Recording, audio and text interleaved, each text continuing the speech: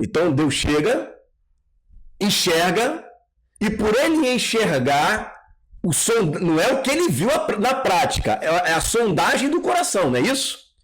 Não é o que ele viu. A pessoa ela não adulterou. Deus sondou o adultério. Não é esse que se prega? Deus sondou o adultério. Ou seja, seria a mesma coisa que eu chegar para um camarada lá no juízo e condenar ele. Ó, eu estou te condenando aqui, tá? Vou te condenar porque você pecou. Aí, mas, Senhor, eu fui 15 anos casado, eu nunca sequer adulterei na minha vida, eu nunca pratiquei esse adultério. Pois é, mas se você vivesse mais 5 anos, você ia adulterar. Então, eu sondando o teu coração, eu vi que você ia adulterar. Então, agora eu vou tirar a sua salvação, porque eu, na minha presciência, vi e sondei o teu coração e você iria adulterar no futuro. Tem lógica isso? Deus te punir por algo que ele viu que você não praticou? Existe lógica nisso, irmão? Para pensar.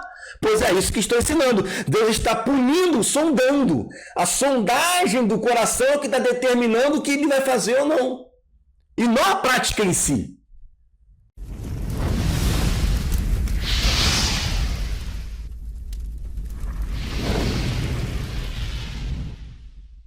E aí, gente boa? Tudo bom com vocês? Então eu quero fazer um vídeo aqui agora falando a respeito da presciência de Deus. Será que a presciência foi baseado na sondagem do coração? Ele sondou o coração e aí ele foi lá e elegeu aquela pessoa. Será que eu sou um filho de Deus hoje, mas não sou eleito? Então a gente vai ter que responder algumas questões aqui. Eu sou bem insistente nesse assunto, irmãos. Vocês me perdoem, mas é o assunto que conquistou o meu coração. Esse assunto específico foi o que me ganhou de uma vez por todas, quando eu fiz esse seminário pela primeira vez em 2002, há 22 anos atrás.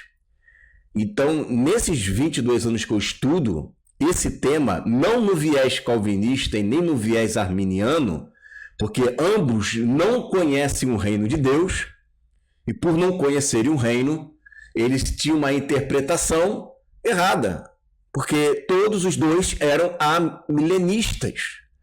Então, qualquer interpretação baseado em Armínio e em Calvino vai dar com os burros d'água, porque eles não conhecem do reino.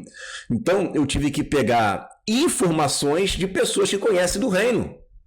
E aí eu coloquei essa semana um texto, né, do livro O Único Rei, né, de Samuel Whitfield, que quem não conhece vai achar que é uma pessoa, né, um zero à esquerda, né, um João Ninguém, filho de sua coisa nenhuma. E não é. São homens que creem no reino como nós.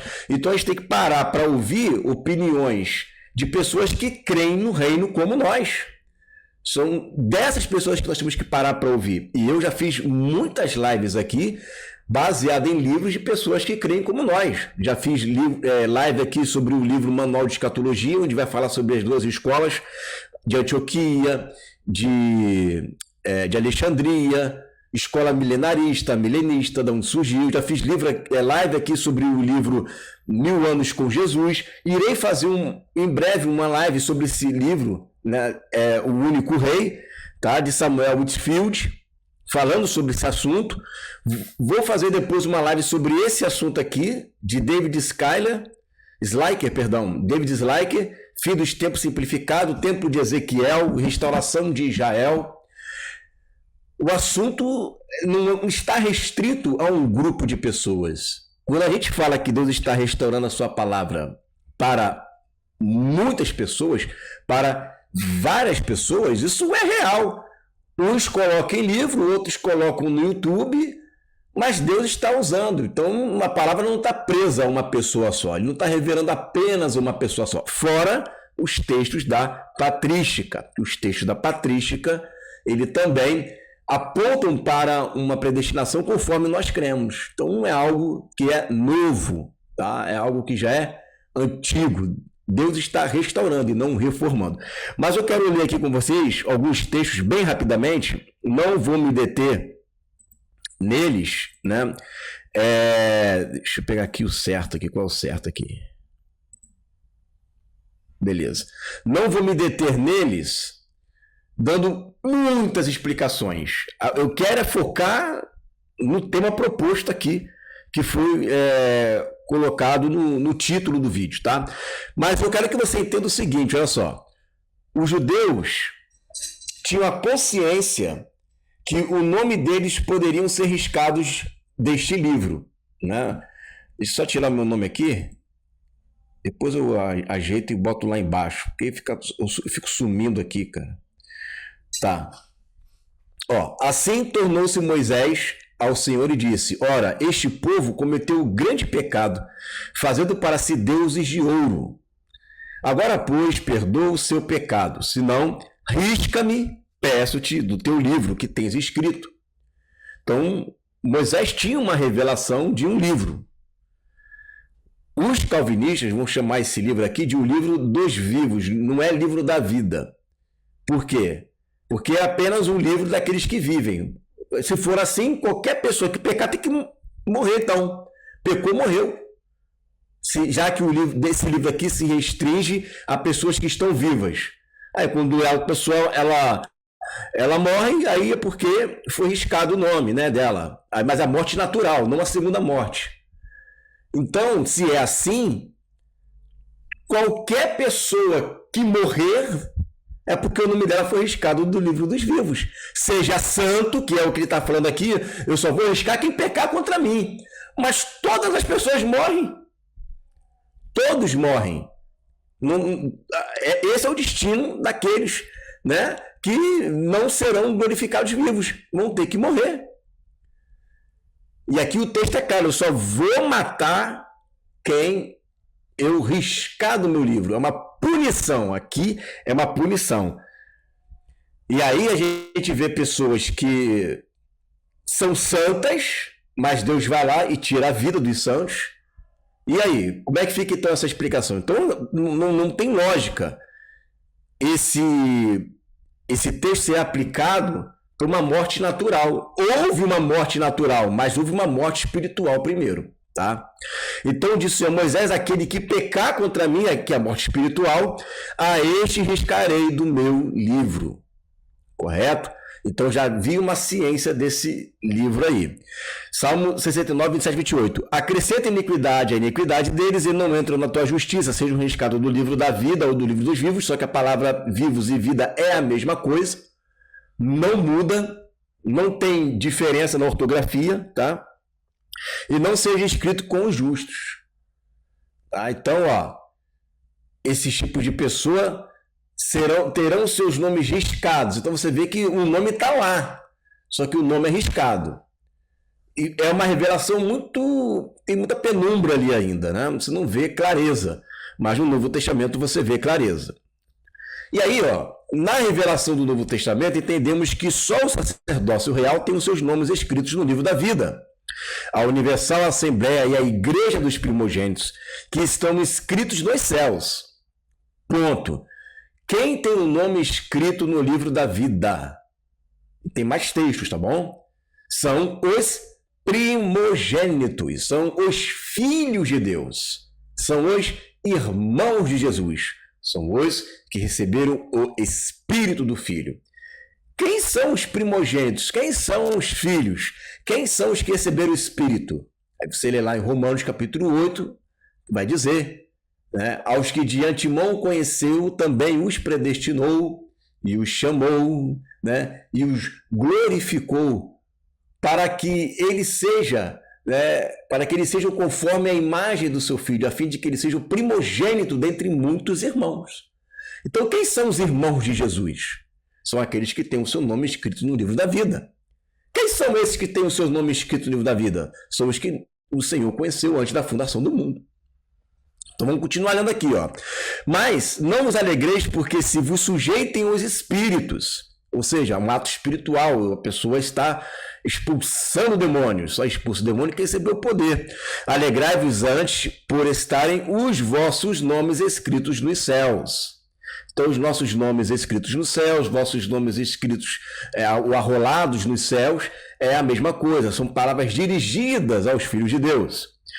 Filipenses 4:3. E peço-te também a ti, meu verdadeiro companheiro, que ajudes essas mulheres que trabalham comigo no Evangelho, ao serviço do Evangelho, e com Clemente, e com os meus outros cooperadores, cujos nomes estão no livro da vida. Então, todos os que trabalham em prol do Evangelho, né, são cooperadores do reino de Deus, expulsando os demônios, pregando a palavra, porque possuem o Espírito, esses têm o seu nome escritos no livro da vida.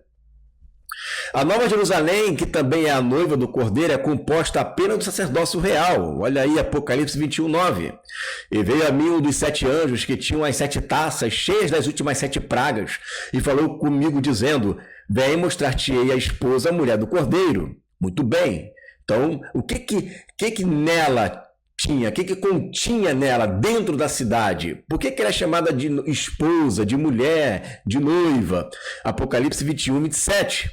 E não entrará nela, ou fará parte dela, coisa alguma que contamine e cometa abominação. Ou seja, qualquer pessoa que tinha uma vida contaminada e cometia a abominação, né, e vivia na prática da mentira, não entrará na Nova Jerusalém. Ele está falando aqui dos que tinham seus nomes escritos no livro da vida. Por quê? Porque aqui está dizendo que somente os que têm os seus nomes escritos no livro da vida do Cordeiro é que entrarão na Nova Jerusalém. Não existe livro da vida do Cordeiro, é tudo a mesma coisa.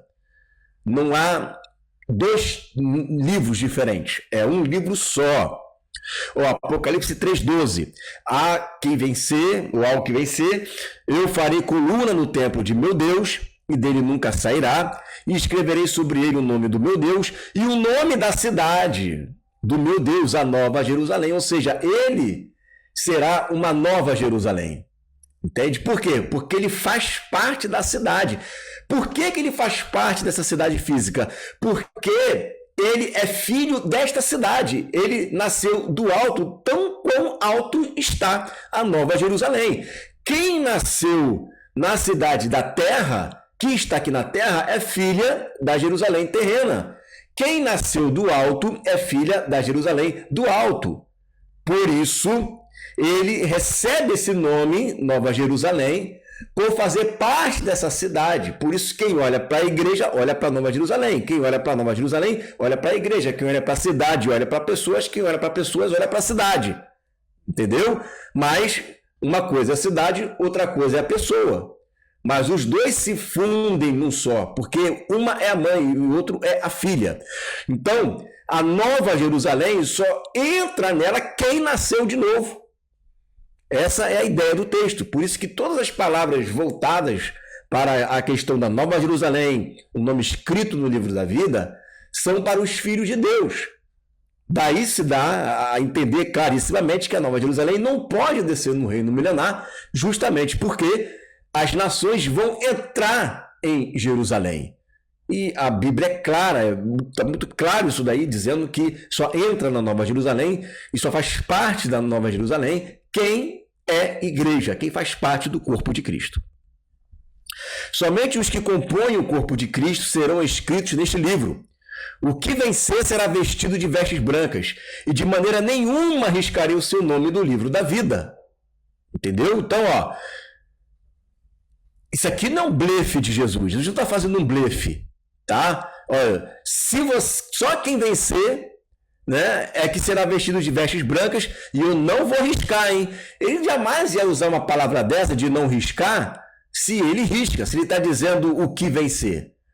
Porque haverão perdedores, haverão pessoas que terão seus nomes riscados do livro da vida.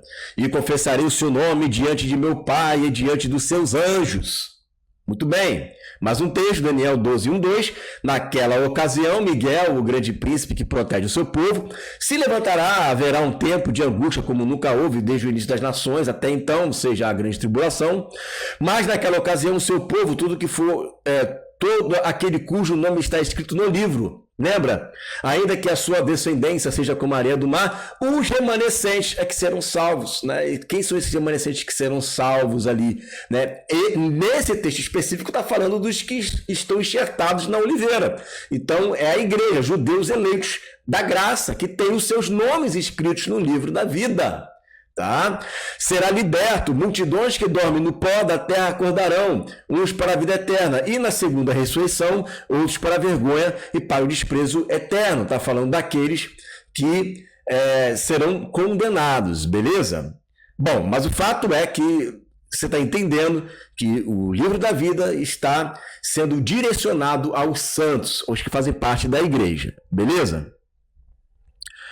Então, vamos lá então. Entendemos que o nome escrito no livro da vida se refere à igreja, se refere aos santos, se refere àqueles que Deus conheceu de antemão. Tá? Agora, a pergunta inicial foi o seguinte, por isso que eu precisei entrar nessa questão do livro da vida. A pergunta inicial foi o seguinte: a presciência de Deus, ela é Deus vendo quem ele sondando o coração, ele está lá na eternidade, ele está sondando o coração, ó. Fulano, o camarada, ele tem um bom coração, cara. O camarada tem um bom coração, ele vai se inclinar à minha voz, ele vai se ouvir a minha voz, e por isso eu então vou elegê-lo. Beltrano não tá se inclinando para mim. Lá. Eu estou falando do evangelho para ele não está se inclinando para mim. Ele não está me ouvindo. Lá. Isso eu não vou eleger, não. Não vou eleger. Então a eleição é baseada na presciência. Correto? Ele está vendo quem está se inclinando, ele está vendo quem não está se inclinando.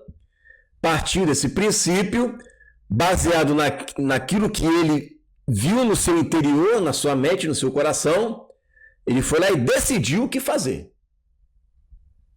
Beleza? Né? Então, predestinação, eleição, chamado, né? Para mim é tudo sinônimo. Não tem como você ficar separando uma coisa da outra, ficar ali, né, fatiando as nomenclaturas. Conheceu de antemão, não é isso? Então é tudo a mesma coisa. E aí, esses não separam, né, a eleição da salvação. Está tudo intrínseco, coisa que eu não faço, eu separo. Mas para esses está tudo intrínseco. Por quê? Porque na mente dos arminianos, essa é uma visão da reforma arminiana e também da escola de Alexandria, tá? De Calvino não, de Orígenes. Essa escola entende, então, que Deus, na sua presciência, viu, enxergou os corações dos homens, e a quem ele viu essa inclinação, ele foi lá e elegeu essa pessoa. O que se pressupõe é que essa pessoa ela vai ser fiel até o fim, correto? Tem que ser, porque para que ele vai eleger alguém que está inclinado a ele, que mais na frente vai se perder? Então não elege, pô. Não é isso? Mas essa interpretação, uma vez que essa escola de Orígenes não contemplava as nações, só contemplava a igreja e condenado, nesse sentido pode até ser que há uma certa verdade, desde que não haja nações, porque se não tem nação, tudo bem. Mas tendo nação, essa explicação fica capenga. E mesmo sem nação, ainda tem ponta solta. Por quê? Vamos lá. Deus ele não pode sair impedindo as pessoas de ouvirem um evangelho baseado em sua presciência. Por quê? Porque você fazer um julgamento daqueles que já ouviram o evangelho é um papo. Agora, existem bilhões e bilhões e bilhões de pessoas que nunca ouviram o evangelho depois de Cristo. Continua sendo o mesmo critério, então? É o mesmo critério? Então Deus chega, enxerga, e por ele enxergar, não é o que ele viu na prática, é a sondagem do coração, não é isso? Não é o que ele viu. A pessoa ela não adulterou. Deus sondou o adultério. Não é esse que se prega? Deus sondou o adultério. Ou seja, seria a mesma coisa que eu chegar para um camarada lá no juízo e condenar ele. Ó, eu estou te condenando aqui, tá? Vou te condenar porque você pecou. Mas, Senhor, eu fui 15 anos casado, eu nunca sequer adulterei na minha vida, eu nunca pratiquei esse adultério. Pois é, mas se você vivesse mais 5 anos, você ia adulterar. Então, eu sondando o teu coração, eu vi que você ia adulterar. Então, agora eu vou tirar a sua salvação, porque na minha presciência vi e sondei o teu coração e você iria adulterar no futuro. Tem lógica isso? Deus te punir por algo que ele viu que você não praticou? Existe lógica nisso, irmão? Para pensar. Pois é isso que estou ensinando. Deus está punindo, sondando. A sondagem do coração que está determinando o que ele vai fazer ou não. E não a prática em si. Isso, para mim, é uma das maiores forçações de barra que eu já vi na minha vida. E é assim que Deus trabalha. Olha o texto. Deuteronômio 17:6. Por depoimento de 2 ou 3 testemunhas será morto o que houver de morrer. Por depoimento de uma só testemunha não morrerá. Claro, Deus jamais ele vai basear uma punição por algo que alguém não fez. Partindo do pressuposto que houve uma sondagem no coração anterior que só Deus sabe. Cadê a testemunha? Desde quando Deus ele pune alguém sem testemunha, gente? Tem que ter testemunha. Cadê os anjos como testemunha? Cadê os homens como testemunha? Cadê as obras como testemunha? Não tem nada. Está tudo baseado naquilo que Deus viu na cabeça dele. E o camarada mesmo não fez. E o outro que não ouviu o evangelho, muito menos ele. Aí Deus só está deixando de elegê-lo porque Deus, ele viu, ele sondou. Isso daí não vai dar certo não, isso daí não adianta. Aí o cara Deus está deixando de dar oportunidade para ele, porque Deus viu que se der oportunidade, ele não vai obedecer. Aí quer dizer, está baseado em sem quê? Ainda que Deus seja presciente, e eu creio na presciência de Deus, e eu sei que Deus conhece o passado, o presente e o futuro. Eu sei que ele é o alfa e o ômega. Eu sei que ele é o princípio e o fim. Mas isso não é critério para ele sair impedindo as pessoas de serem eleitas sem que elas passem pela prova para que, então, as obras dela sejam manifestas. Porque não tem testemunha, irmão. Ninguém pode ser punido aqui. Deuteronômio 19:15. Uma só testemunha não se levantará contra alguém. Por qualquer iniquidade ou por qualquer pecado, seja qual for que cometer, pelo depoimento de 2 ou 3 testemunhas, se estabelecerá o fato. O fato. O fato. Não é o que a pessoa, sentiu no coração.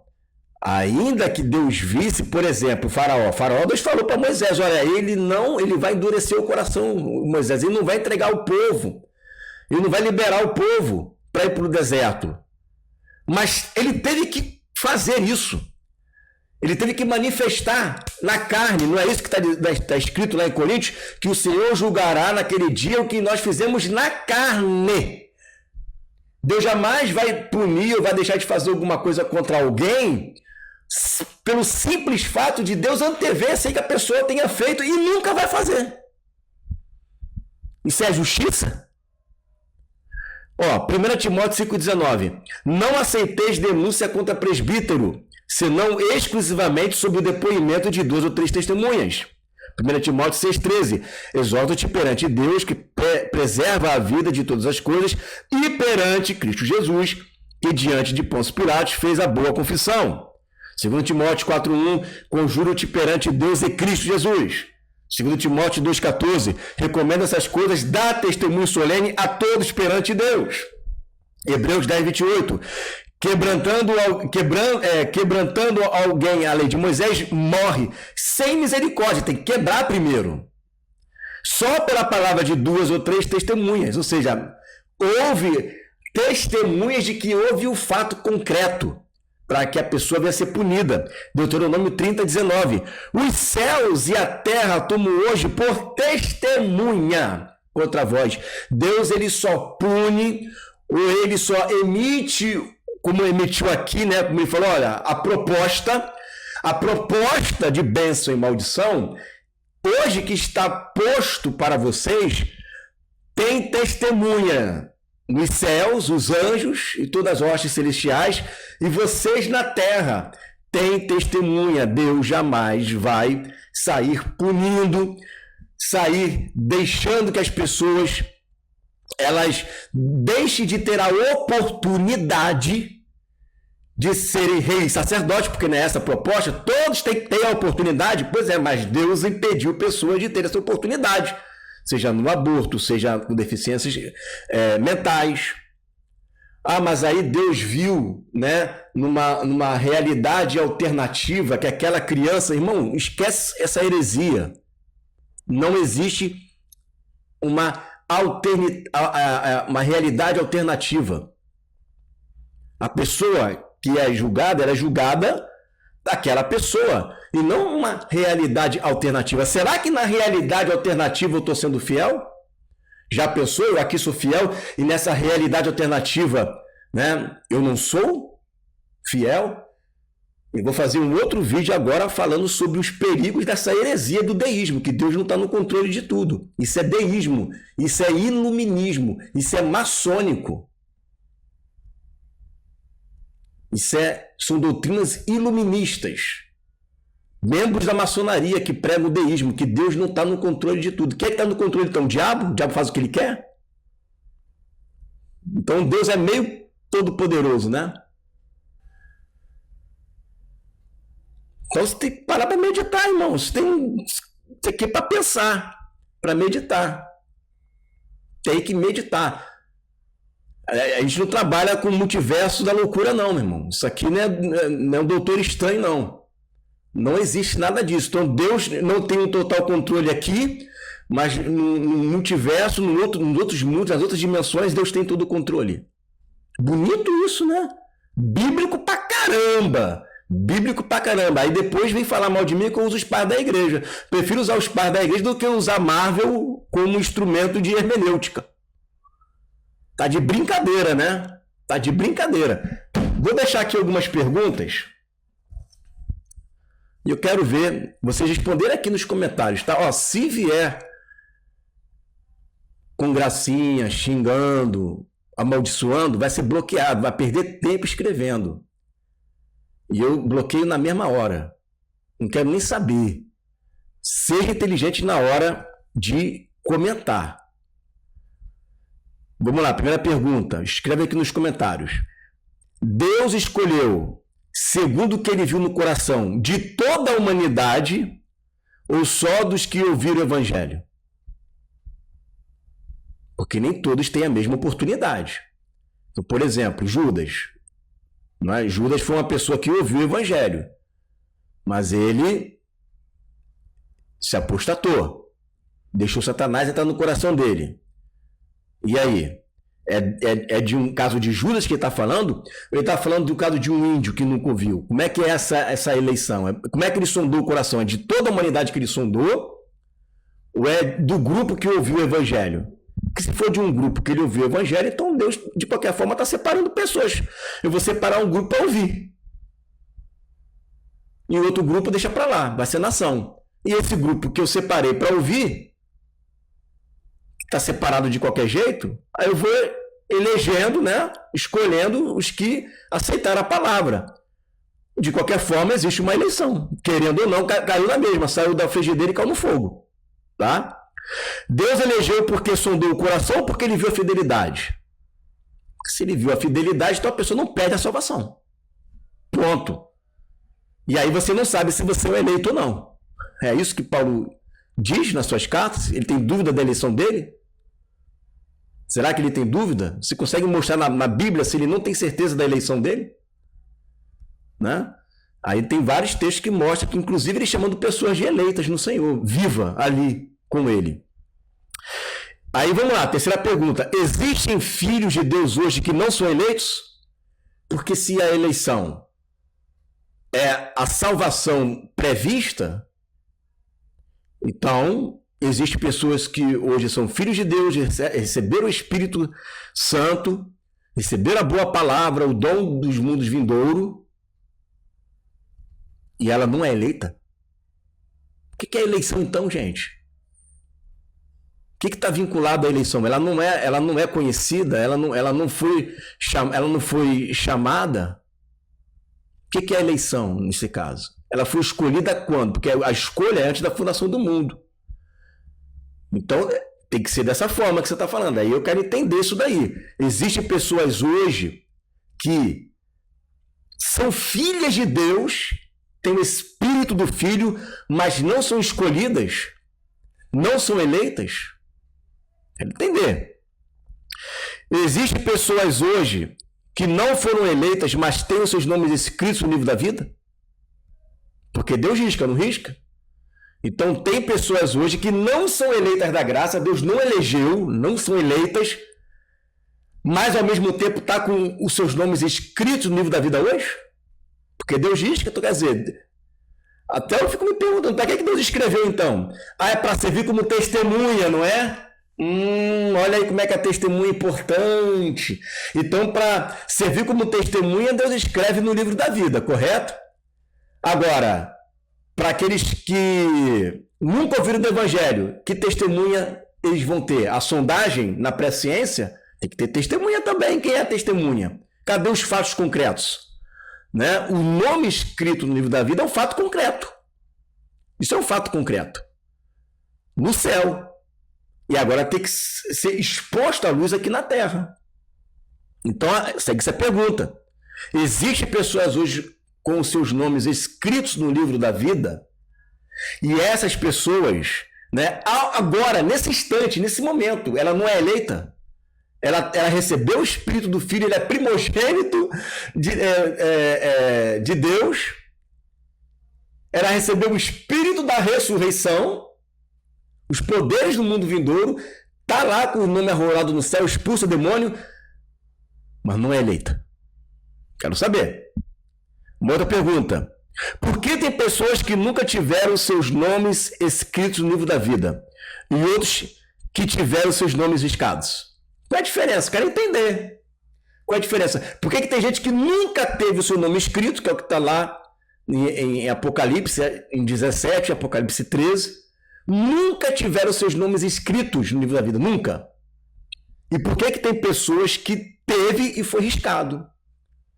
Qual é a diferença? É a eleição? Pô, mas a eleição não é a sondagem do coração? Então, tinha que todo mundo já começar com o nome escrito. Todo mundo. Geral.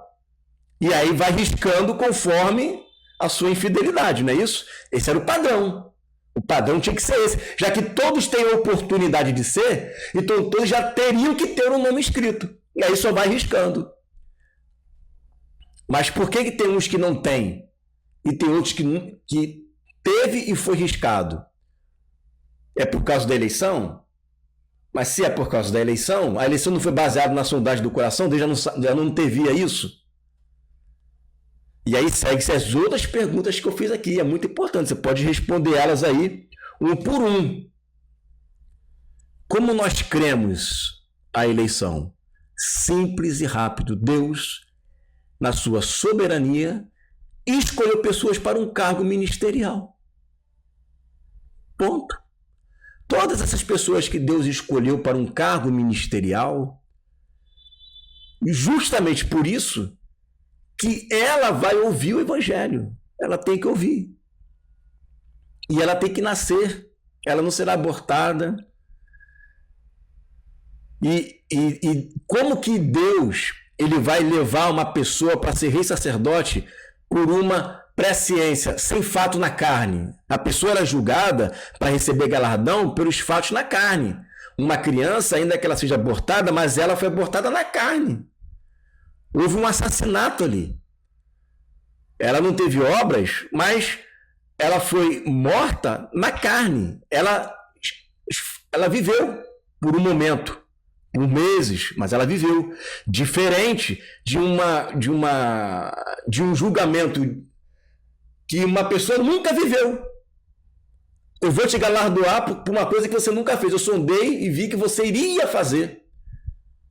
Aí ela está sendo galardoada por algo que ela não fez na carne. Isso é antibíblico. E aí todas as crianças, então, peremptoriamente, 100% delas, elas serão reis sacerdotes, porque Deus viu uma alternativa, uma vida alternativa que ela iria ser. E aí, todos serão salvos, porque Deus viu, não tem ninguém lá que se apostatou. Aí chega lá no grande turno branco, a criança vai falar assim, Senhor, mas por que eu estou sendo condenado? Ah, porque eu vi uma realidade alternativa, que lá, sondando o teu coração, você iria se apostatar. Tem lógica isso. Mas Senhor, eu não fiz nada. Você não fez. Mas eu vi que se você nascesse, você iria fazer. Bonito isso, né, gente? É tão bíblico. É tão bíblico isso. Nossa! Realmente é um multiverso da loucura isso daí. É um Minority Report. Ele mata a pessoa porque ele viu que aquela pessoa iria cometer aquele assassinato. Já viu esse filme, Minority Report? Né? Então, porque eu vou ver que aquela pessoa vai cometer aquele pecado, né, ou vai cometer aquele assassinato, eu vou antecipar tirando a vida dele. Mas ele não fez nada ainda. Aí ele vai ser condenado por algo que ele não fez. Meu irmão, virou história em quadrinhos isso aqui. Virou Marvel. Deixou de ler a Bíblia para fazer Marvel.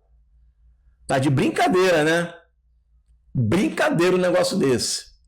Brincando de interpretar a palavra. E aí, irmãos, eu quero que vocês respondam tudo isso daqui. Bota aí nos comentários. São 5 perguntinhas que eu estou fazendo para você. 5 perguntas que eu estou fazendo. E voltando à explicação da eleição, quase que me esqueci, né? Deus escolheu pessoas para fazerem parte do seu reino. É como ele sempre escolheu, como escolheu Israel, como lá no céu. Os anjos, ao serem criados, já foram criados dentro do dispositivo hierárquico, cada um dentro do seu chamado. Foi feito dessa forma.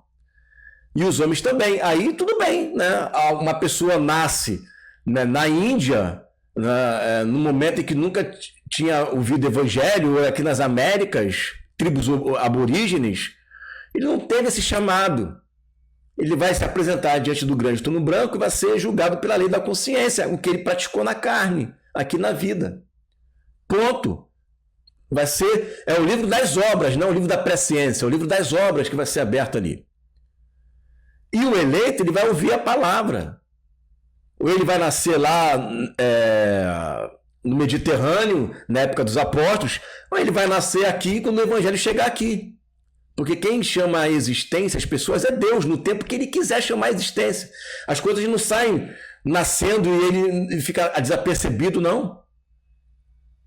Quem chamou você à existência foi Deus no tempo certo, como todos os homens da Bíblia, assim foi.